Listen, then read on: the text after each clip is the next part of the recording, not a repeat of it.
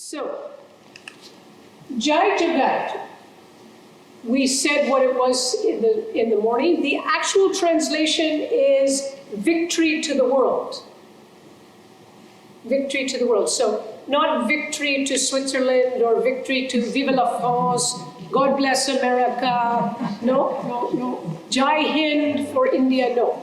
This is for everybody on the planet. Right? So it gets above some of the national rhetoric that we hear more and more. Right? Now, one of the, this is the logo, and Jai Jagat 2020, and it says, on the move for justice and peace. On the move, not? On the move for justice and peace. So what we have, you may not know that it's Gandhi's birthday, 150th birthday. But it's not only Gandhi, Mahatma Gandhi, it's his wife, Kasturba Gandhi, also. And this is what they call in India, Ba was Kasturba, and Bapu is, or Bapu, there's a Babu there. Bapu is Gandhi.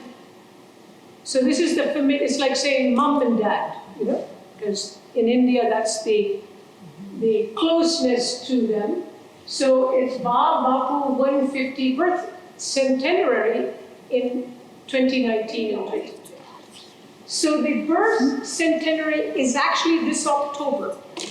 2nd of October is Gandhi's birthday. It's the International Day of Nonviolence also. Right? So we're using the Gandhi Day of Nonviolence to start the campaign. And 1 year later, October 2nd, 2020, we complete the campaign. So what we're trying to do is to do a campaign in the frame of nonviolence.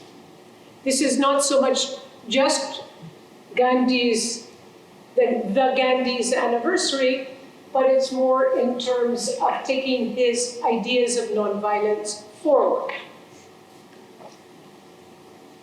And there's been a lot of discussion about how India has some unique perspectives on nonviolence that could come. So, Jai Jagat, we've mentioned, seeing all people as members of a universal family, and giving centrality to the most marginalized, not the most excluded, giving highlight to that. And of course, does everybody know this phrase? Be the change you want to see in the world. So this is that. Now, what is this? This is local groups, individuals from many countries coming together for global nonviolence. Okay?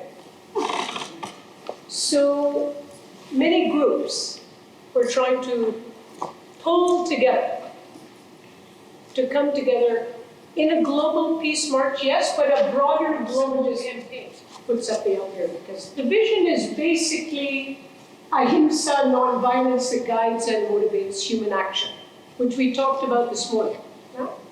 Non-violence, active non-violence. And sometimes people think of non-violence as civil disobedience. Non-violent civil disobedience. That's a lot of what people think about nonviolence. But actually what I think we need to add to this is it's pressing for change for the weakest sections of the population in a way that we're not provoking power holders. You know? There's sort of been a kind of way of doing social action which has been, I'm civil society, your government,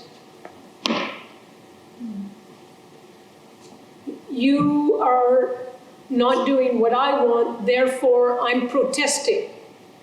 And I'm using nonviolent civil disobedience. Gene Sharp defined nonviolent civil disobedience in 1974 in his landmark work in the United States as something about bringing numbers together. That numbers of people can topple a dictator, can topple injustice. But I think what Gandhi said was a little different. Gandhi put an emphasis on dialogue with power holders. Powerless, having dialogue with power holders. And so we're open to dialogue wherever possible.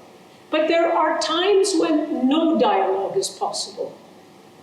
And that's when struggle is legitimate, especially if there's a justified reason for struggle. In other words, there's a justice issue. Yeah? We don't do struggle for ego purpose. We do it because there's something that is unjust, right? So there are three parts to this. One is bringing people together around nonviolence. The second is advocating and dialogue with UN institutions and financial institutions, like World Bank, IMF, WTO. And the third, and this is very important, is bringing best practices forward from different localities onto a global platform. In other words, people have solutions, and they need to bring them forward. Right? So what we see... In Geneva, we are not only aiming at UN, we are also looking at World Bank, WTO, IMF. So all the global institutions that are responsible for today's poverty and problems at the bottom. Right? Now, look at it this way. The argument will be framed that it is good to have a wish list called SDG. Right? It's a beautiful list. So what? What is going to happen? In 2030, the world will be worse than what is it today. So you are arguing two levels of argument. One, you are trying to say, look, unless the resources are available to the people, land, forest and water, unless the decision-making power is available to people,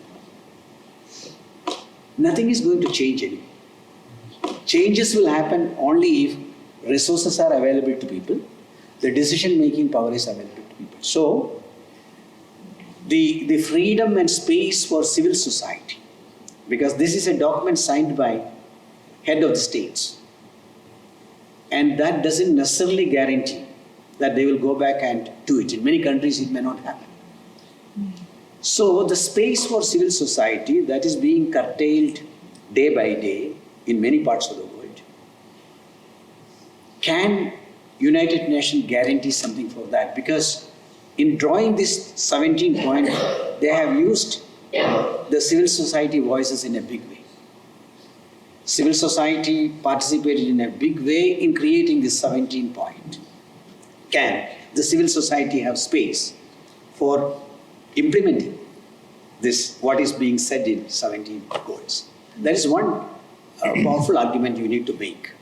Second argument will be, if you announce this wish list, at the same time you allow World Bank, IMF, WTO to behave the way they behave, nothing is going to change anyway.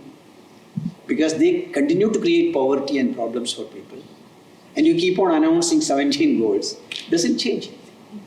So let us also, we are asking them to facilitate a dialogue with other global institutions, financial institutions and trade institutions.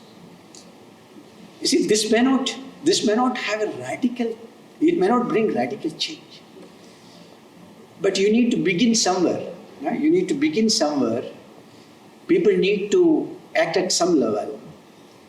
So we feel this action, if it is done properly, globally, this can inspire people. This can have an impact in terms of people getting on the march. So maybe 1,000 people marching virtually, but millions of people marching virtually, while 1,000 people marching physically, and we can create a wave. I mean, it will all depend how actively people participate. If people remain indifferent, then nothing is going to happen. So, how do you shake people from this indifference?